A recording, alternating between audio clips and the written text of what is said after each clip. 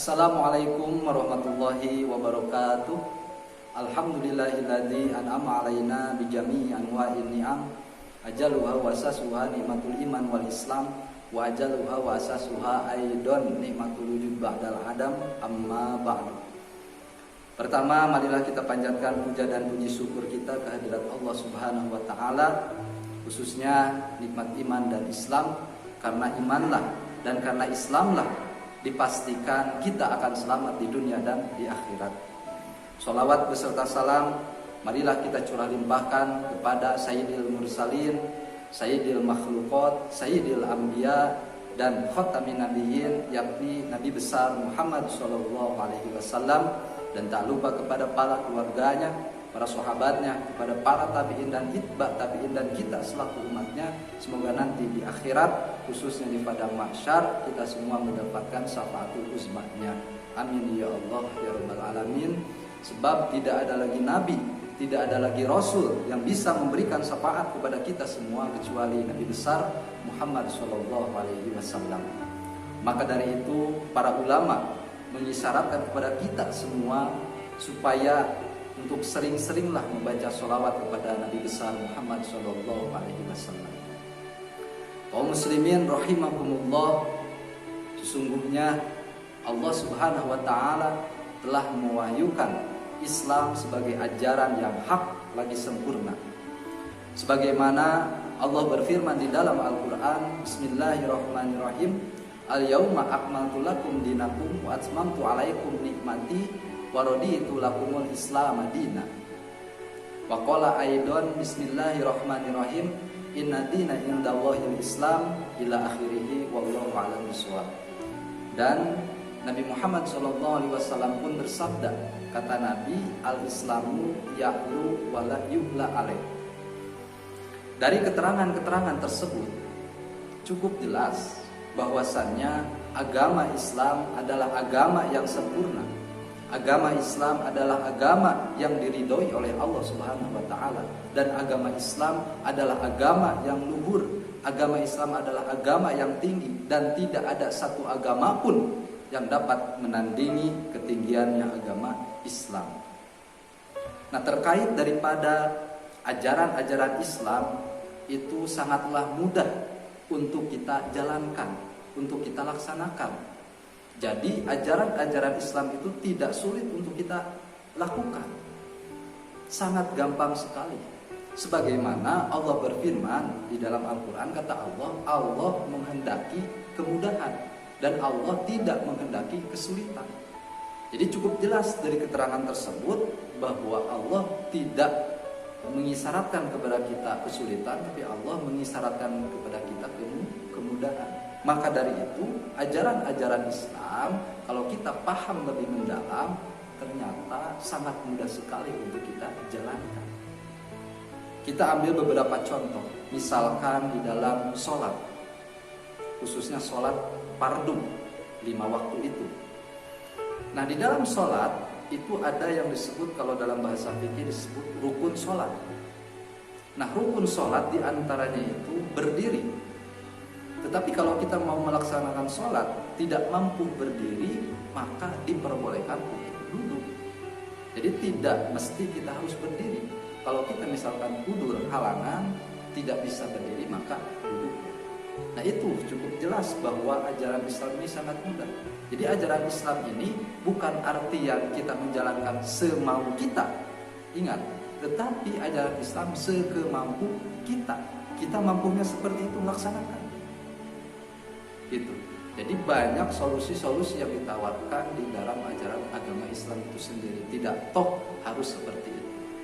Seperti misalkan juga di dalam puasa. Nah, di bulan Ramadan ini, puasa di bulan Ramadan ini hukumnya wajib dan mujma' alaih. Mujma' alaih ini artinya para ulama sepakat bahwa hukum puasa di bulan Ramadan ini wajib hukumnya. Sebagaimana Allah berfirman di dalam Al-Quran, Bismillahirrahmanirrahim, ya ayyuhalladzina amanu kutiba alaikumusiyam kama kutiba alal ladzina min qablikum la'allakum tattaqun. Nah, ini mengisyaratkan kepada kita semua bahwasannya puasa di bulan Ramadan ini adalah hukumnya wajib. Nah, di samping daripada kewajiban itu sendiri, ternyata ada beberapa orang ataupun ada beberapa golongan yang diperbolehkan untuk tidak berpuasa di bulan Ramadan. Nah, ini kemudahan. Maksud Bapak tadi bilang ajaran Islam ini mudah, nih di antaranya ini yang akan Bapak bahas dalam pertemuan kali ini. Nah, adapun orang-orang ataupun golongan-golongan yang diperbolehkan tidak berpuasa di bulan Ramadan ini ada beberapa. Di antaranya yang pertama yaitu anak kecil yang belum balik. Nah, anak kecil yang belum balik ini diperbolehkan untuk tidak berpuasa di bulan Ramadan ataupun belum wajib. Itu. Nah, terkait daripada hal itu juga yang harus kita pahami sama-sama. Nah, untuk menentukan seseorang itu balik apa belum, itu pun harus kita tahu. Sebagaimana kita melihat daripada keterangan kitab Kasyifatus Syajah susunan Syekh Nawawi Al-Bantani, di situ menyatakan alamatul bulugi salasun. Tanda-tanda ataupun ciri-ciri balik itu ada 3. Yang pertama, tamamu khamsata asyara sanatan fi dzakari wal unsa.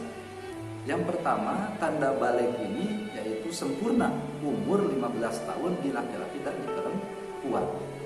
Nah, kalau misalkan anak kecil itu sudah mencapai usianya 15 tahun dengan hitungan hijriah, maka secara otomatis seorang anak itu sudah disebut balik. Maka wajib untuk melakukan puasa khususnya di bulan Ramadan ini. Dan yang kedua, tanda-tanda balik ini adalah keluar air mani di laki-laki dan di perempuan karena umur 9 tahun. Dan yang ketiga, tanda-tanda balik ini yaitu keluar haid khususnya di perempuan karena umur 9 tahun. Nah, apabila dalam 3 tanda ciri balik ini dari anak-anakku semua, kalian semua, siswa-siswi DMC khususnya, kalau memenuhi salah satu dari 3 ciri balik ini, maka kalian sudah wajib untuk melakukan puasa di bulan Ramadan. Nah, apabila belum memenuhi syarat tadi, maka itu diperbolehkan untuk tidak berpuasa di bulan Ramadan bagi si anak. Tetapi bagi orang tua hukumnya wajib untuk memerintahkan kepada anaknya untuk berpuasa di bulan Ramadan. Kan kata Nabi, yaitu umur 7 tahun. Maka si anak kalau umur 7 tahun, maka wajib bagi orang tuanya untuk memerintahkan anaknya untuk sholat. Maksud sholat di sini dikaitkan pada ulama yaitu seluruh aspek ibadah, terkhusus puasa. Maka bagi orang tua, meskipun si anak ini belum balik, apalagi kalau umur sudah 7 tahun, maka wajib bagi si orang tua untuk memerintahkan anaknya untuk puasa di bulan Ramadan ini. Ya, sekemampunya anak itu. Kalau misalkan mampunya sampai jam 9, ya sampai jam 9, jam 10, ya sekemampunya saja. Nah, itu yang pertama, orang-orang yang diperbolehkan untuk tidak berpuasa di bulan Ramadan ini adalah anak kecil yang belum balik. Terus yang kedua, yaitu orang gila. Nah, orang gila diperbolehkan untuk tidak berpuasa di bulan Ramadan. Nah, adapun misalkan ya ada orang gila ini memaksakan untuk puasa, tidak sah puasanya. Sebab di antara syarat sahnya puasa itu di antaranya harus berakal. Nah, orang gila kan tidak punya akal. Itu. Yang ketiga, orang-orang yang diperbolehkan untuk tidak berpuasa di bulan Ramadan ini adalah orang yang sakit. Nah, orang yang sakit diperbolehkan untuk tidak berpuasa di bulan Ramadan. Tetapi sakit di sini sakit yang memang kalau misalkan dia ini berpuasa, maka sakitnya ini akan tambah parah. Nah, maka kalau seperti itu ini diperbolehkan untuk tidak berpuasa. Tapi kalau misalkan nih sakitnya hanya biasa saja, hanya flu misalkan, kenapa kamu tidak puasa? Saya sakit apa? Sakit flu, jangan, masih wajib karena itu sakit yang ringan. Nah, ini maksud di sini yaitu sakit yang memang berat.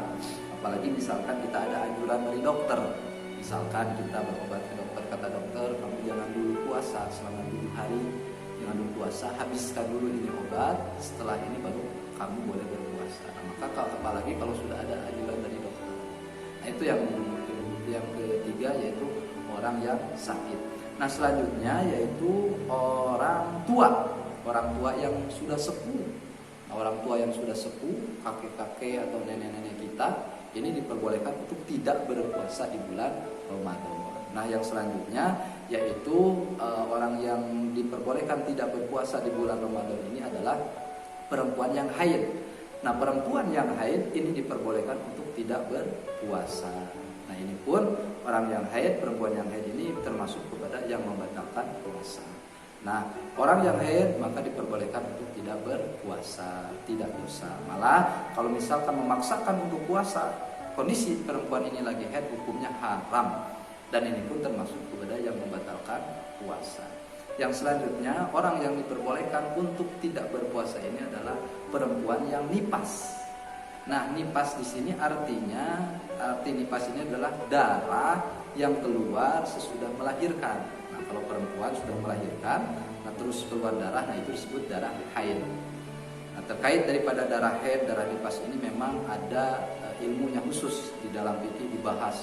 Kapan keluarnya, berapa ukurannya dan sebagainya. Nah, itu dibahas di dalam fikih. Nah, secara garis besar, darah di perempuan ini ada 3.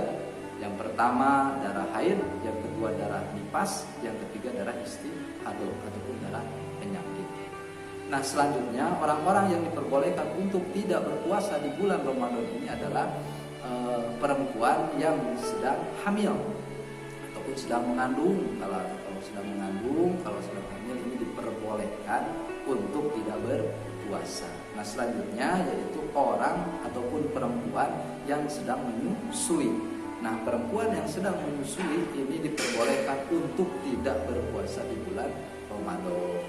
Nah, selanjutnya yaitu orang-orang yang diperbolehkan untuk tidak berpuasa ini adalah orang yang berpergian. Kalau dalam bahasa fikihnya itu musafir. Bukan artian musafir yang suka sering minta-minta di pinggir jalan, bukan.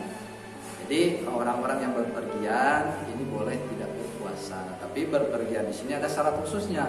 Seperti misalkan itu jaraknya harus ada 84 km ataupun lebih. Nah, jadi intinya orang-orang yang diperbolehkan tidak berpuasa ini ada 9 orang. Nah, dari 9 orang ini nanti akan beda hukumnya. Maksud beda hukumnya di sini karena walaupun diperbolehkan untuk tidak berpuasa, tapi harus membayar hutang itu yang disebut qadha. Nah, nanti ada juga yang disebut nanti fidyah. Nah, dari 9 ini apakah masuknya wajib qadha saja ataupun fidyah saja ataupun qadha dan fidyah ataupun tidak qadha tidak fidyah. Nah, ini terkait daripada aturan ini nanti ada ilmunya khusus.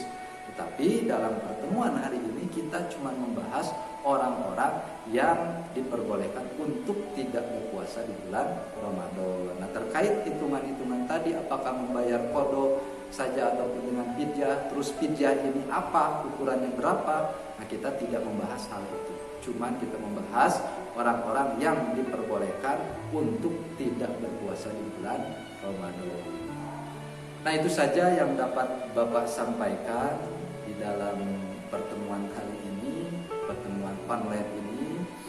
Mudah-mudahan ada manfaatnya khususnya untuk diri pribadi, umumnya khususnya juga ini kepada siswa-siswi Darul Muttaqin Cianjur. Dan mudah-mudahan di bulan Ramadan yang penuh maghfirah ini, yang penuh ampunan ini, kita semua diberikan kesehatan, diberikan kesabaran, diberikan semua kebaikan-kebaikan kepada kita untuk senantiasa bisa beribadah khususnya di bulan Ramadan ini. Maka manfaatkan waktu 1 bulan ini dengan ibadah-ibadah ataupun dengan hal-hal yang positif. Karena ibadah di bulan Ramadan ini diistimewakan oleh Allah, dilipat gandakan ibadah-ibadah kita. Maka dari itu manfaatkan waktu yang baik ini dengan sebaik-baik mungkin. Itu saja yang dapat Bapak sampaikan. Mohon maaf dengan segala kekurangan dan keterbatasannya. Terima kasih atas atensinya. Billahi taufiq wal hidayah. Assalamualaikum warahmatullahi wabarakatuh.